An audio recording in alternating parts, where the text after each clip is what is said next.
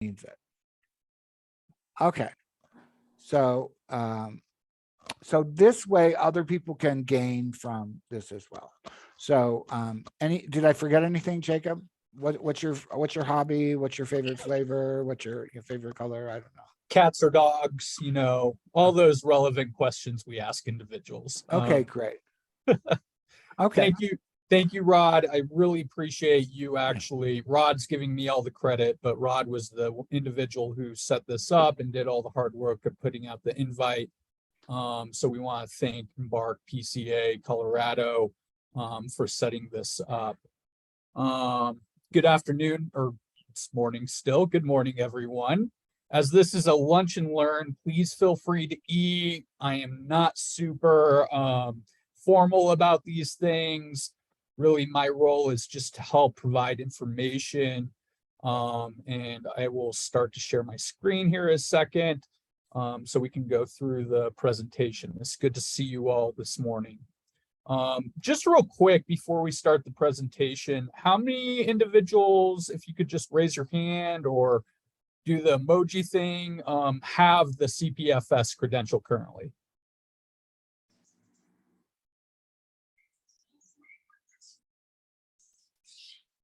All right, seeing none, this is great. This is a great opportunity to kind of share some information. I appreciate you all being here.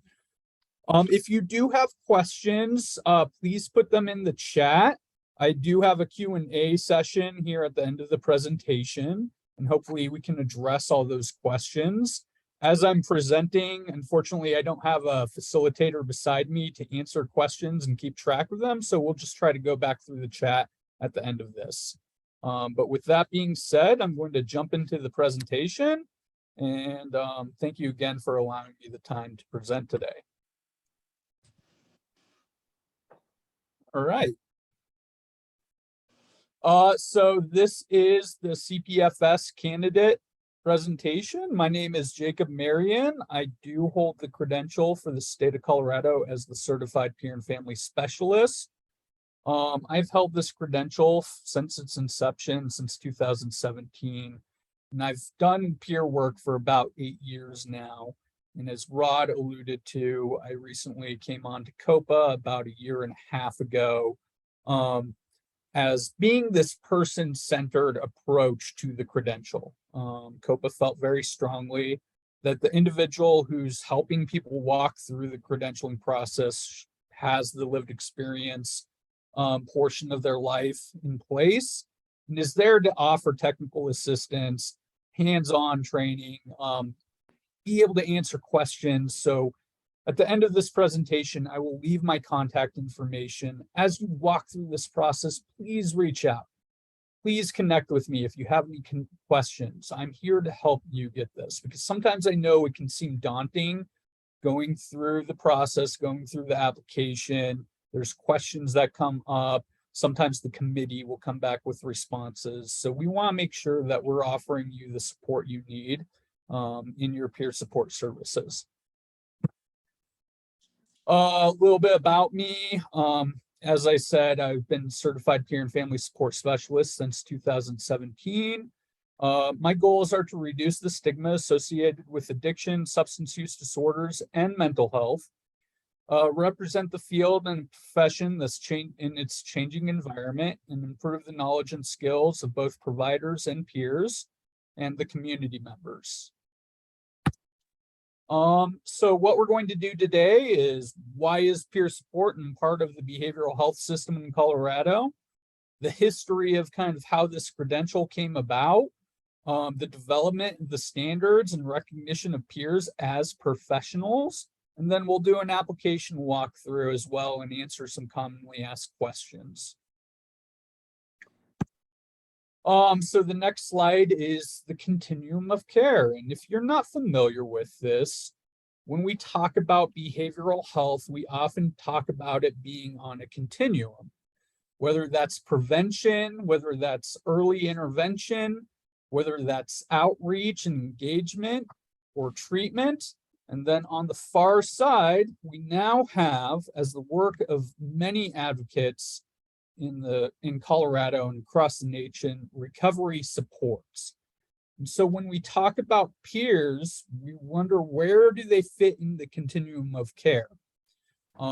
They can fit across the spectrum of the continuum of care, right? Whether that's outreach, alumni engagement, outpatient care, treatment services, and recovery support services. So RCOs, or the newly designated RSSO, Recovery Support Services Organizations.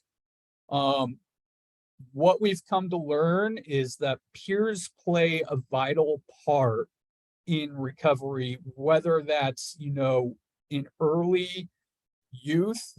Denver now has a recovery high school in place. And some of those kids are amazing. They have like 3 years of recovery, and they're offering that peer-to-peer based services in that setting of helping their classmates maintain their recovery, whether that's alumni engagement. So peers can fit into multiple spectrums across the continuum of care. Oops. This is always my fear, is I went too far on a slide, so give me 1 second. So what is peer support? Peer supporters are workers, people who've been successful in their recovery process and helping others experiencing similar situations. And this comes from SAMHSA, this definition. Peers are recovery oriented, they're person-centered, it's a voluntary relationship, is solution focused, relationship focused, trauma informed. So peers are those individuals that are cheerleaders for their coaches, mentees, clients, whatever you want to call them. They're here to talk about the stages of change and ask clients, what do you think that they're going to work best in their situations? Peer focus has really come of age over the past couple of years, as Rod alluded to at the beginning of this conversation, of being the support system that we know works when other situations haven't always worked, being additional supports.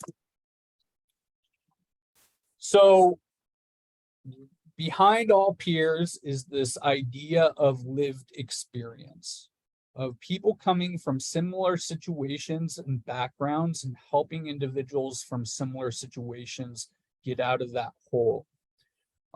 This is one of my favorite quotes, and this comes from my background, right? So my lived experience, I'm a person lived experience from substance use disorder and mental health.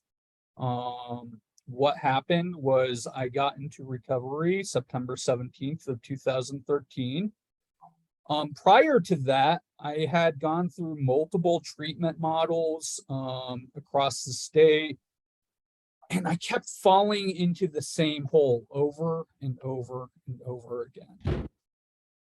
Maybe I'd stay abstinent for a little bit of time, and then something would come back, and I'd find myself in the same situation.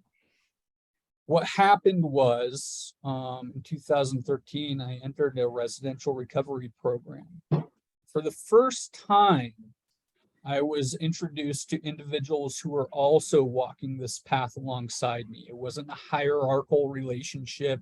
It was individuals doing the same things that they suggested for me to do. And not only did they focus on like the treatment aspect, but they focused on like these 8 dimensions of wellness in my life, right?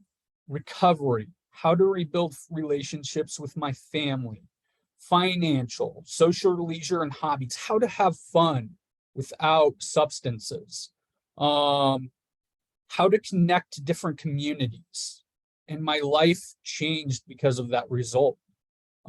Because I learned that I could go through situations in life with support, with individuals who are giving me honest suggestions of what worked in their life. And I trusted these individuals because they had the same experience as I did.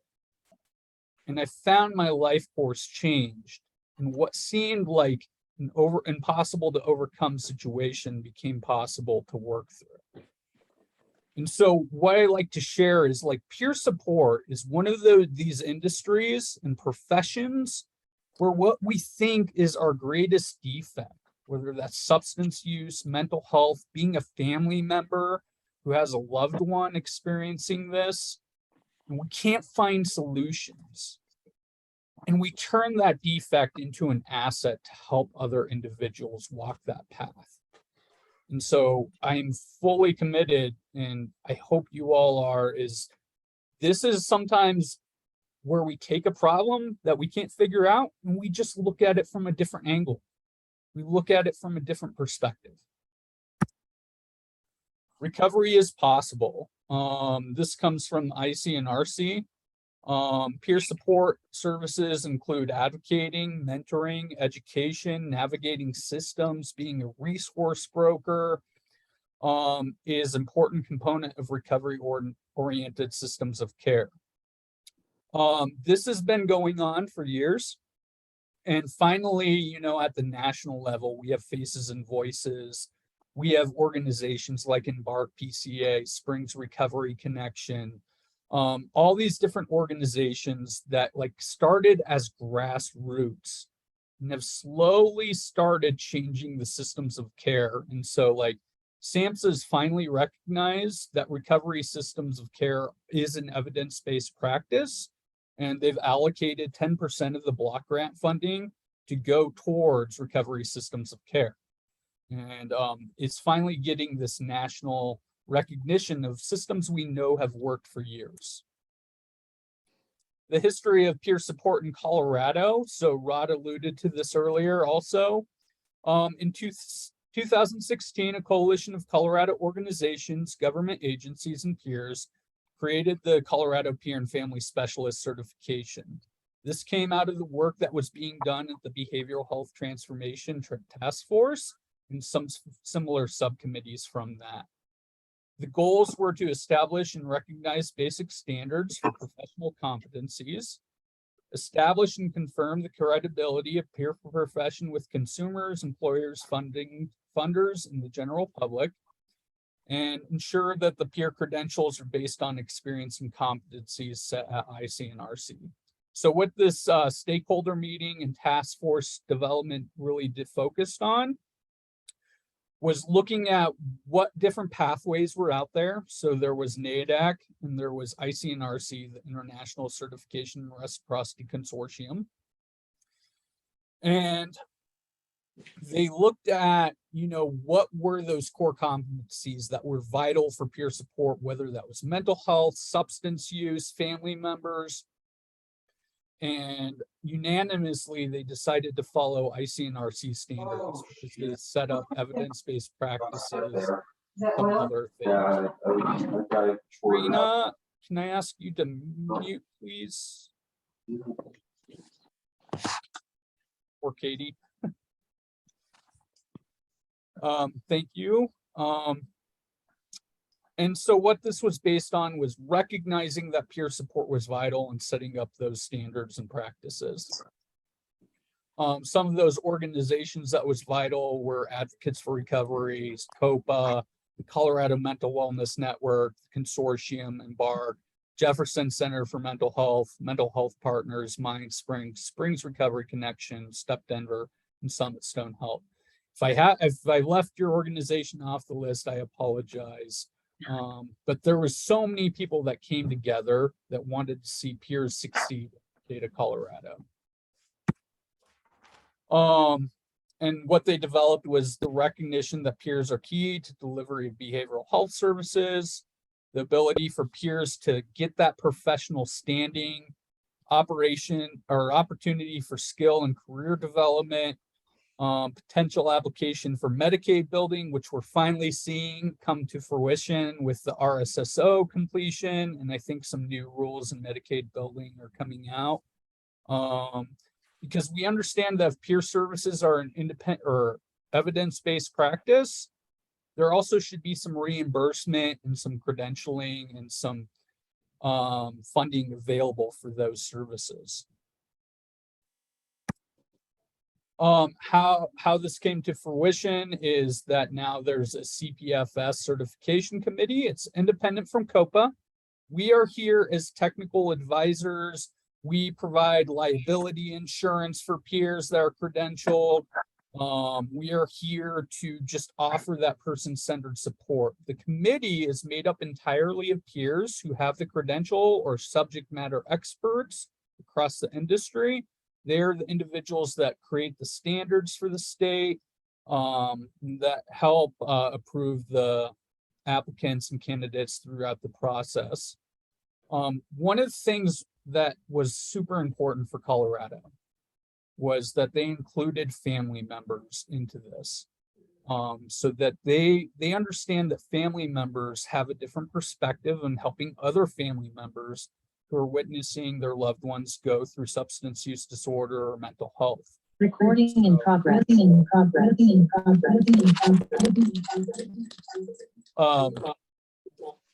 And so, unlike other states, Colorado has that also available for family members. And finally, just last year, peers have been added to the state's plan for workforce development. They allocated almost $6 million to the continuing evolution of peers getting support, receiving funding for additional training. And in that classification, they listed peer support professionals as an official designation. And so peers are finally getting recognized at the state level of those relationships that support healing, personal growth, life development, self-care, and crisis strategies. So who can be credentialed as a peer and family specialist? This certification is intended for professionals who have lived experience in behavioral health, a history of substance use disorder and currently engaged in recovery, a history of mental health diagnosis and currently engaged in recovery, or family member caregiving to a person with substance use disorder or mental health. So this is a common question. Well, what's the difference between the state credential and me getting a certificate like from CCAR or choices? And this comes from CCAR's website. Is currently CCAR training programs may be used to certification in many states. We always suggest you seek guidance from your local board to find out exactly what those requirements. Training is just one requirement as a recovery coach, as a peer professional. Although you get some training hours, there's also additional things that this credential offers and that the state felt very strongly and all the coalition leaders felt strongly about. And that is getting that supervision support. I can't tell you the number of times when I was a peer coach and I was coaching someone and something would come up in a session, a one-on-one session. I'd be like, I don't know how to handle this. And what we found at the organization I was working for is that supervision piece is vital. I could go to my supervisor, I could go to my other peer coaches, and bring this ethical dilemma or this problem, and we talk about it, and we come up with a solution. And so supervision is a key requirement. Having a code of ethics that we've all agreed upon, so we're not causing harm to our coachees or clients.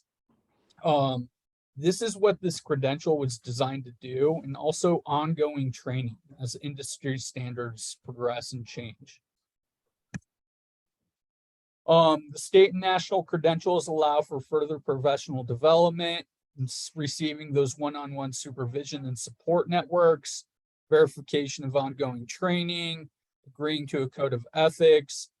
There's also opportunity with this credential because it's international and state recognized for reciprocity with other states and jurisdictions, the potential for Medicaid billing and reimbursement eligibility, and that consistency in standards and practices.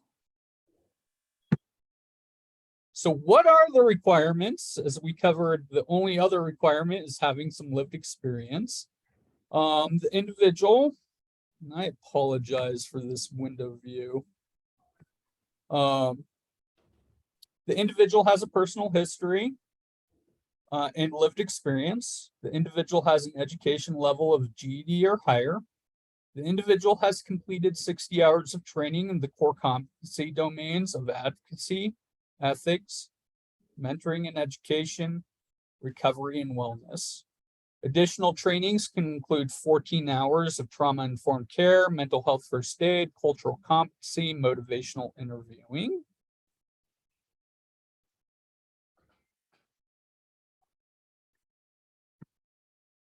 Um, 500 hours of work experience, 25 hours of one-on-one or group supervision, assigned Colorado Peer Code of Ethics, lived experience statement that describes the candidate's personal lived experience history, what the current candidate is currently doing to maintain their personal recovery, and how the candidate will use their lived experience to assist others in their peer professional role.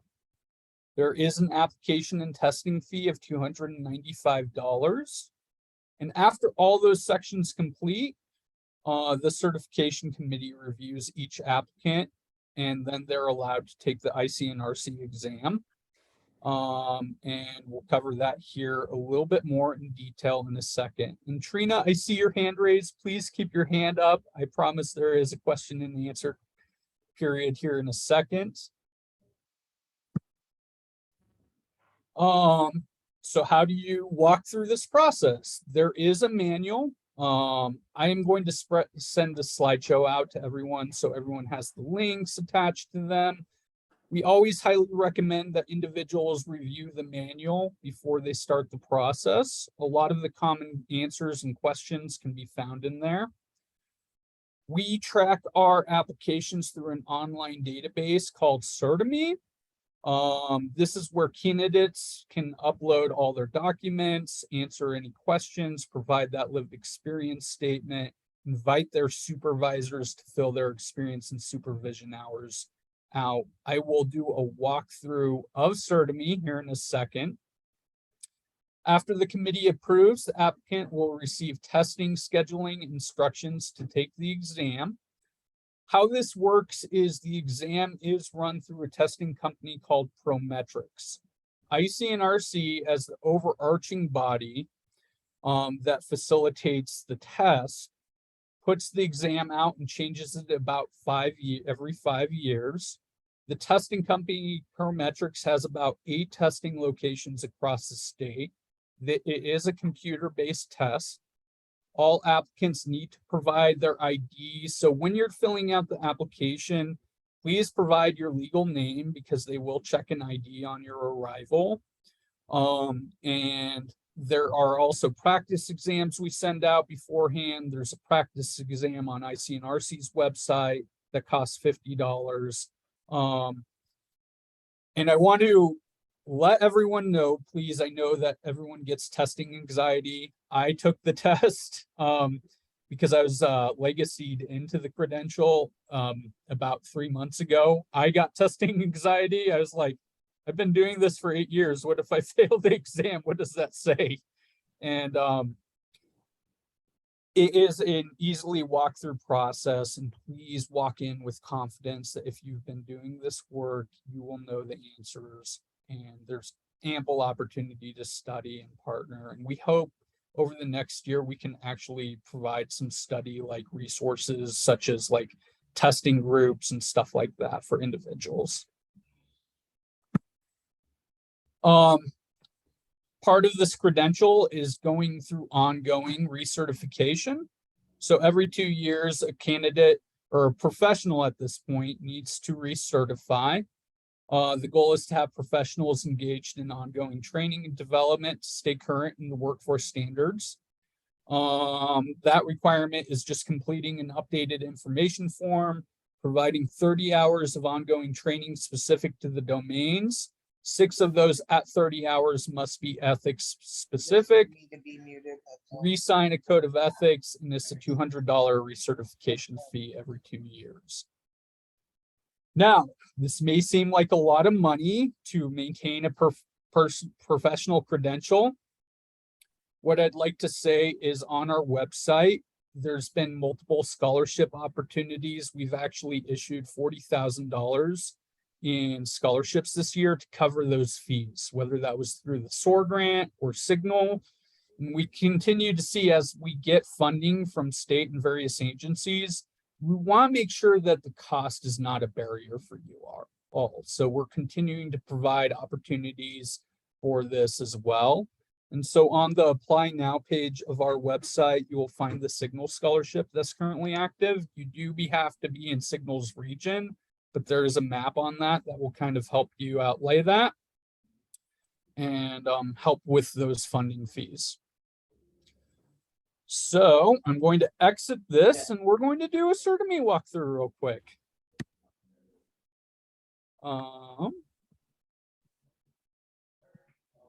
And so this is what the online application will look like for individuals when they apply for Certami.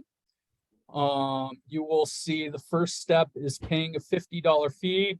Now, please, as I just said, check, and if you're in Signal's region, fill out a scholarship form, start an application, but don't pay any fees. Send that form back to us so we can cover those fees for you if possible.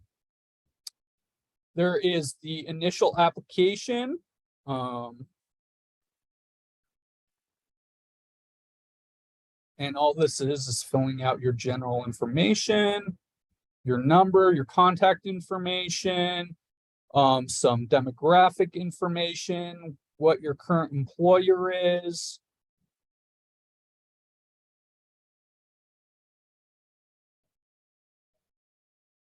And I apologize, I'm going to minimize this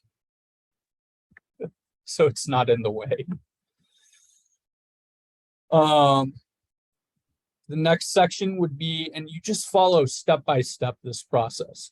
Now, individuals, you can start the application at any point in time. Say you're still going through training, you have 2 years to complete the application. So you can start it while you're still going through training. I think that was one of the questions in the chat. You have 2 years to complete the application. There's a questionnaire form. Some of the questions is like, do you live in the state or work in the state 51% of the time? Because that's required for the credential. I apologize for my slow internet. Sorry.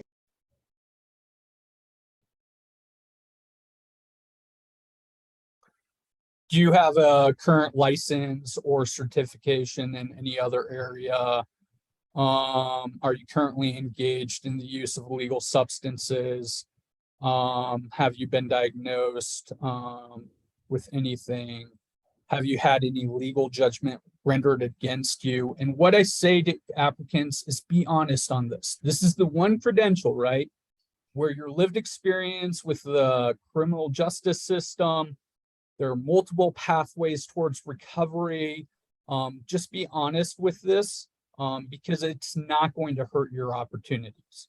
The committee is very informed and recognize that we require peers from multiple backgrounds. And so I have a personal lived experience with the criminal justice system, and that's actually a benefit to this industry because I can relate to other individuals like that. The next section is the formal education section. So as I previously stated, one of the requirements is a GED or higher. It can be official or unofficial college transcript. It can be a GED. It can be a high school diploma. It does have to be some evidence-based file. And so all you will do is drag and drop that file and then upload it, and that will count towards that requirement. If you run into a problem of finding that information, please reach out and contact me. I can help you connect with either an outside states organization, the Colorado Department of Education, that normally has these informations on file, because I did not keep my college diploma on hand. So we understand that people lose things over the course of their history, everything like that. The next sections are the training sections. And so this is where you would provide the 60 hours of training. And what you would do, so say you took Rod Rushing's Recovery Coach Academy for 30 hours. You would then upload the certificate for 30 hours, and you would divide that per domain. What I like to tell applicants is that 30-hour course, because there is also the ethical considerations course, should go in advocacy, mentoring and education, and recovery and wellness. And just put 10 hours and upload that 30-hour certificate. And all you'll do is type whether that was a live conference, and if that was a virtual live conference, that still counts as a live conference. 10 hours, or in this case, 16 hours, what the title of that was. So if it was Recovery Coach Academy, you just type that in. Who the sponsor was. So if that was Embark, you would type that in. When you took that training, and then you'd upload that certificate. All trainings do have to have an upload of certificate, whether that was online training, whether that was a webinar or a continuing education course.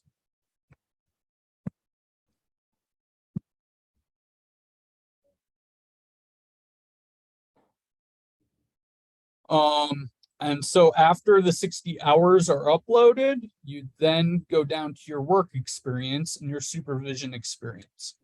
This is where you will invite your supervisor at your organization or former organization to add the hours. So what you would do is click add new invitation. You would type in your supervisor's email, any invitations text you'd want to send, and your experience hours. What this will do is then invite your supervisor. And so you would, let me do a test real quick.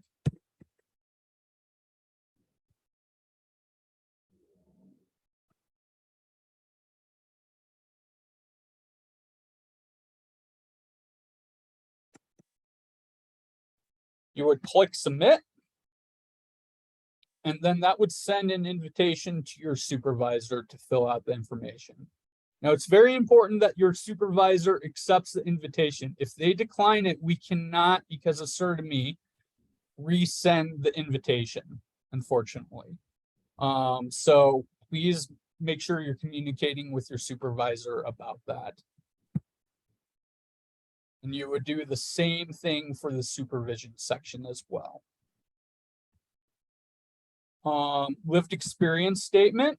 The one thing I will add on here is make sure you're answering all the questions. That's one of the common things. I think I have that in my commonly asked questions section, is that the committee will ask for an additional response if not all the questions have been answered. So please read this and answer in the best of your abilities. Code of ethical conduct. Please download this. You'll sign it and complete it and then fill out the form. And then there's the $245 application/testing fee. And once again, please check for scholarships. And then after all these sections are complete, the certification committee will review your application and let you know if they have additional questions, if you can proceed to testing, or if there was a denial for some reason. I've been doing this for over a year and a half now. I've never seen an outright denial. Usually it's something to do with the course or the committee has additional questions.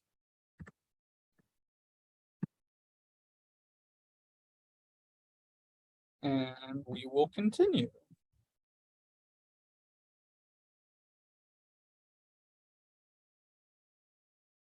So what am I even doing here? That's oftentimes what I've tried to figure out when I'm in CERTA-Me. So I'd like to give some common questions and solutions before we get into the Q&A. And so the first one that usually comes up is what trainings are allowed and not allowed. So there are trainings that have been already pre-approved. There is a CPFS approved training list, both on COPA's website. It will be in the slideshow for reference. You know, if you take one of these courses, the committee's already gone through a crosswalk, they've approved them. Trainings not accepted are going to be clinical-based trainings, trainings for a certified addiction technician or certified addiction specialist, treatment courses such as diagnosing, assessment. We want to make sure that the peers are staying in their roles as peers and not doing lane drifts, just as we appreciate clinicians not doing lane drifts into our roles. That's the great thing about peer support, is we can do things that clinicians can't always do. We can meet our coachees for coffee. We can help take them to meetings or other recovery related events. We can have those one-on-one conversations that are not hierarchical and can be more inclusive. All trainings must have a certificate that has the date of training, hours completed for trainers, training's name, and professional's name. Trainings for the initial application can have occurred in the previous 5 years. Trainings for recertification must have occurred in that recertification cycle of 2 years, and duplicate courses are not accepted, such as if you took an online course for peer ethics in 2021 and then you took the same course in 2022, those won't be counted. What email should I use for applying in CertiMe? We encourage individuals to use their personal email in case of job changes. CertiMe will also send out notifications of renewal, notifications of current steps and upcoming tasks.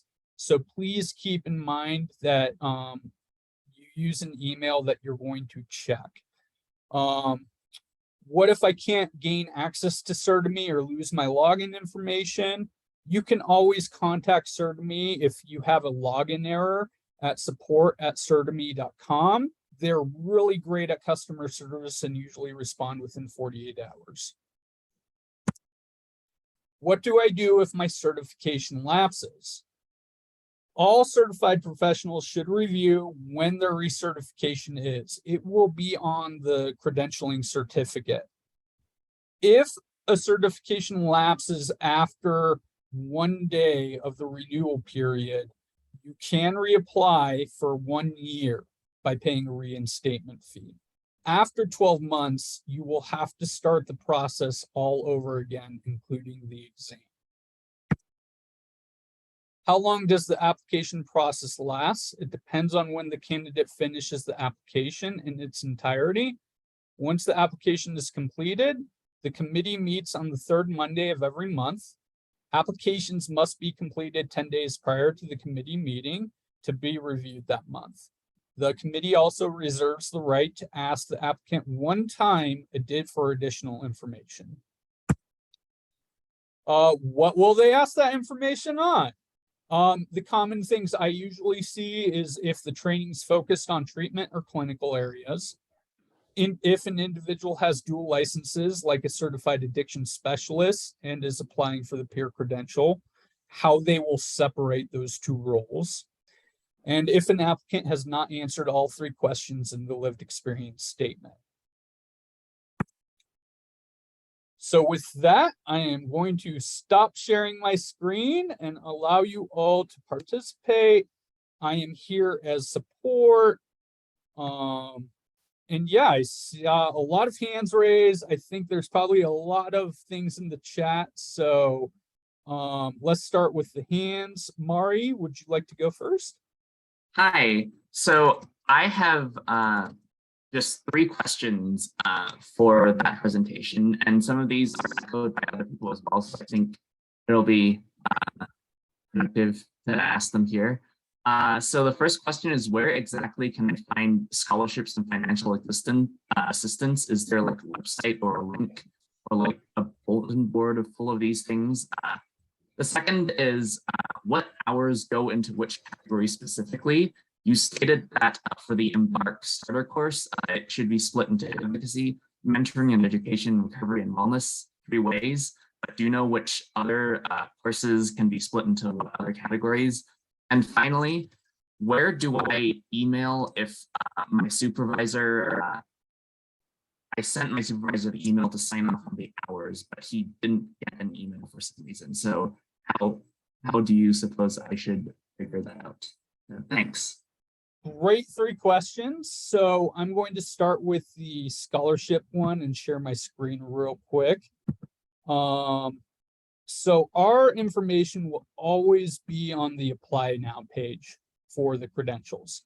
So the Signal Scholarship that's going on right now, all you have to do is download this form, fill it out and send it back into me and start an application in Certimi, and then we'll go in, and if you're in the region, we will apply the credential or the money directly towards your account, and you'll see that show up.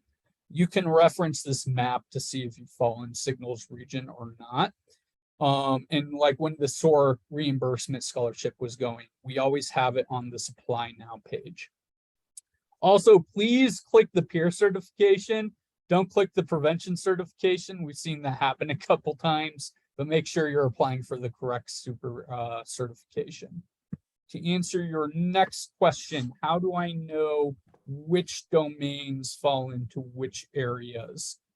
You can always reach out and ask, but like say you're taking the choices training, what I would always say is, is there a separate ethics class? And that if there's a separate ethics class, that will go into the ethics situation. And then you can just divide your hours per domain.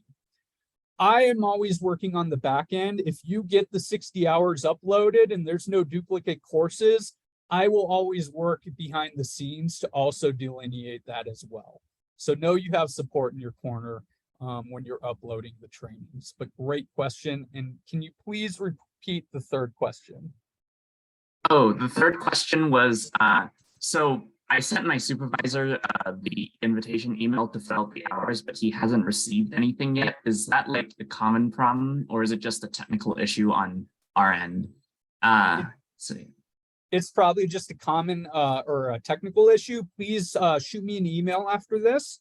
I will look into it. I will see if I can resend the invitation. If not, I will ask for like your supervisor's a different email address that maybe we could try and use. See what's going on behind the scenes. If a supervisor doesn't rejects the invitation, we have to use a different email address because we don't want to be bombarding people. So yeah, great. Thank you. Just a small extension to the Signal question. I saw the link for the Signal application, but in the application, it only extends the scholarship to people with lived experience of substance abuse, not just mental health in general. That is incorrect. Sorry, we'll have to update that. All right. Thank you. I was just wanting to make sure I didn't incorrectly claim things. So thanks. Nope, it's for anyone applying for the credential. Good question. Elliot.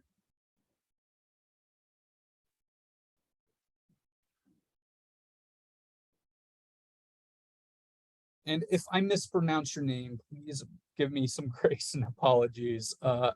Elliot Barton.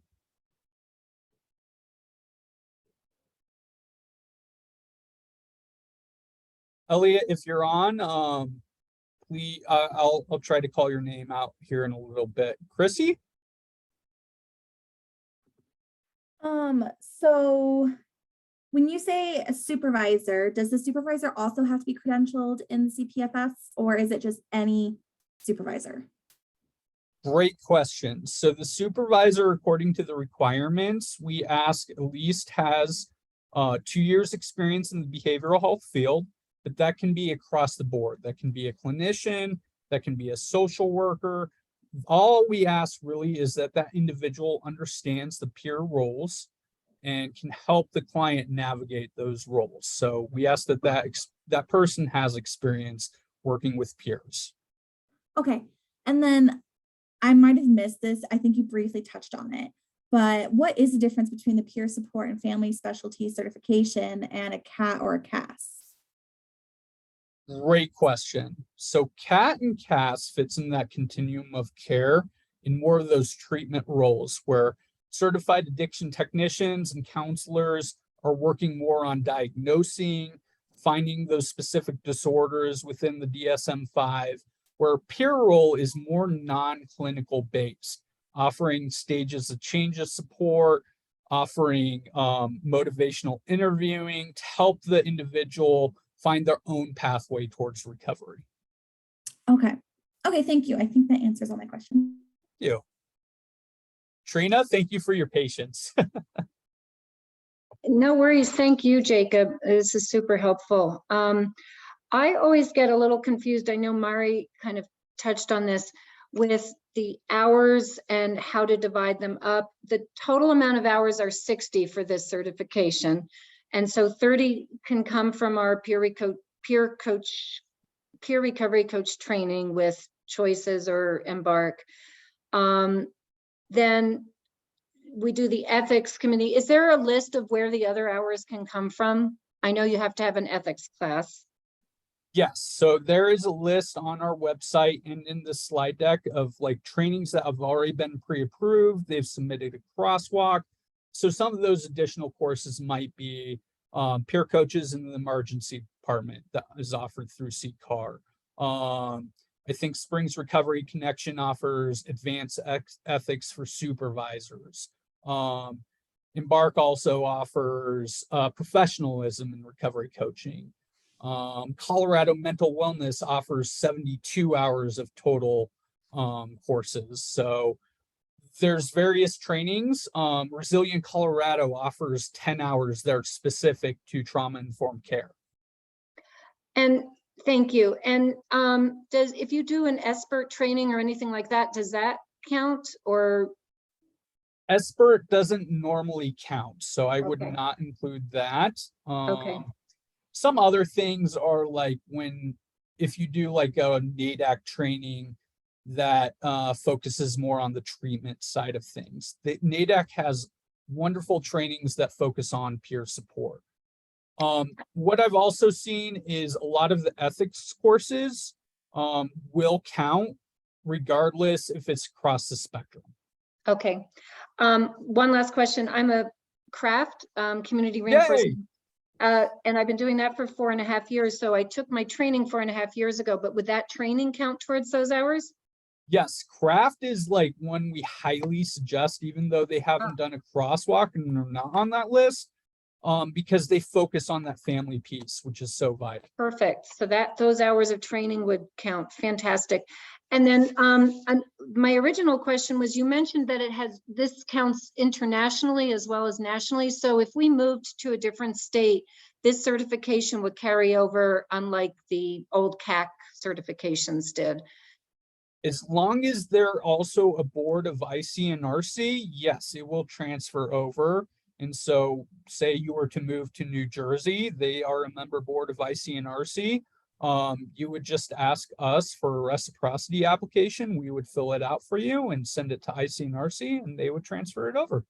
Fantastic. Now, if that member board has like an additional standard, they may ask you to complete that standard first before it's issued in the new state.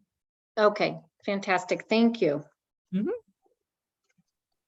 Let me go to the chat and see.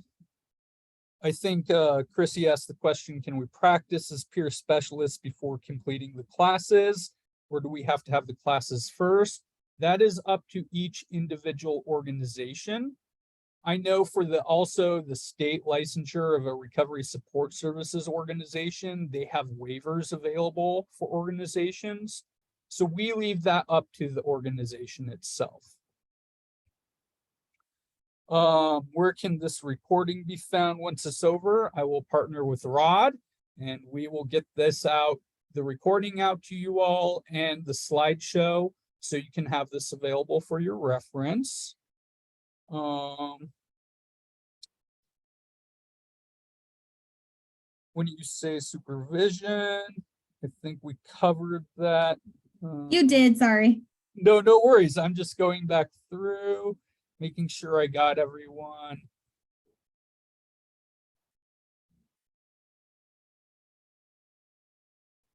And I will share my email here shortly with you all. So please, as I said, right, my most important role in my job right now is helping you through this process. That's what I was hired on to do. That's where my passion lies, is helping peers reach their professional development, as someone helped me at one point in time. Other questions?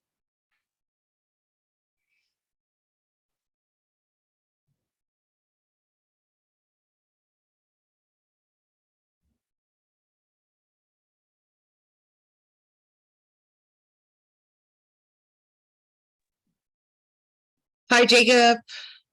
Hi. Hi. I had sent you some to you personally, and maybe you could get back to me on that later. Of course. Thank you very much. Glad you found a home. Me too.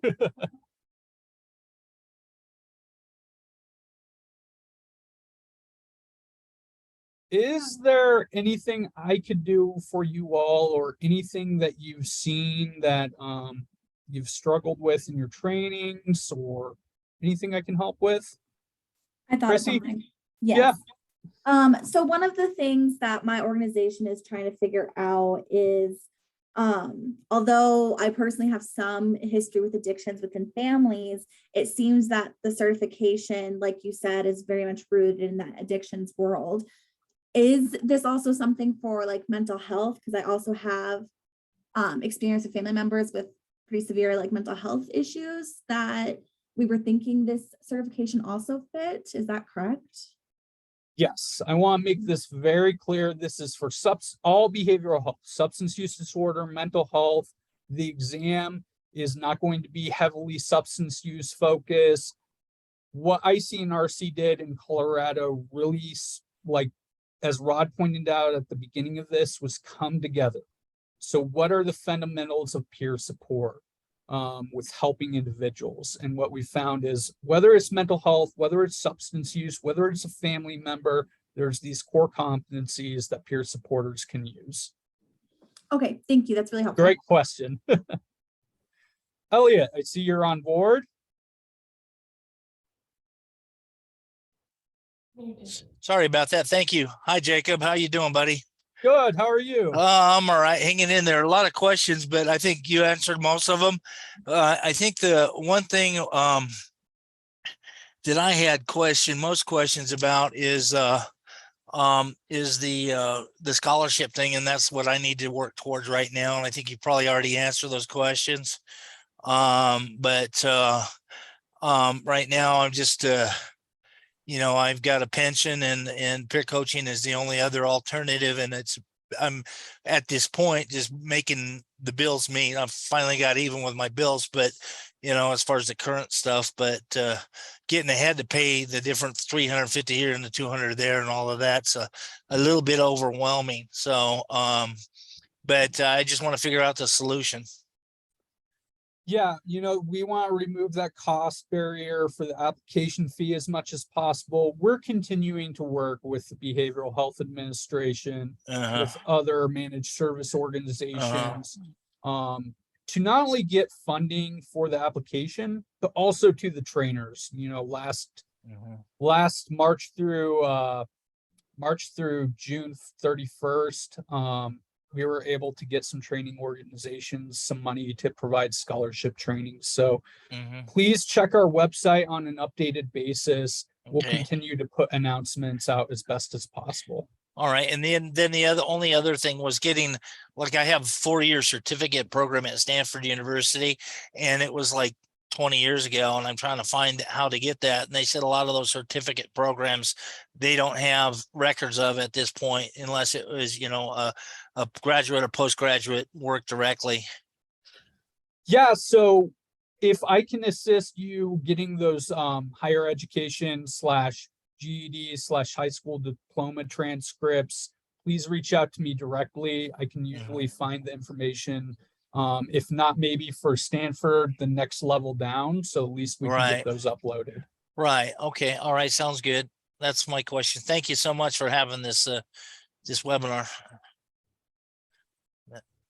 I had a question that came in. If someone's already paid the fees, can they get reimbursed? Yes.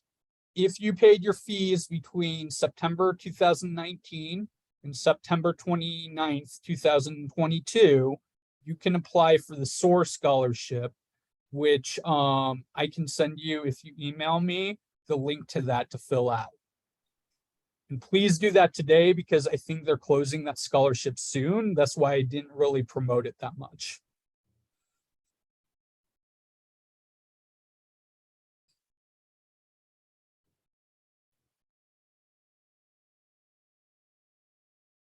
Any other questions? All right, before we close, I'm going to just share my screen again real quick. And just make sure you all have my contact information. Allow you time to get that. If you have any questions, please just shout them out at this point. As I said, I'm not too formal, but here's all my information. You can text me, you can shoot me an email. Email, I'm usually the fastest at.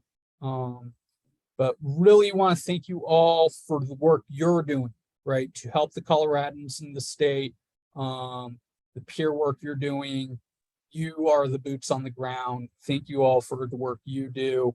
And if I can be of any assistance, please let me know. But I want to thank Rod Rushing and Embark PCA Colorado for the time for this presentation. And Rod, I'm going to stop the recording now and invite you to come back on to get your praise. Jacob,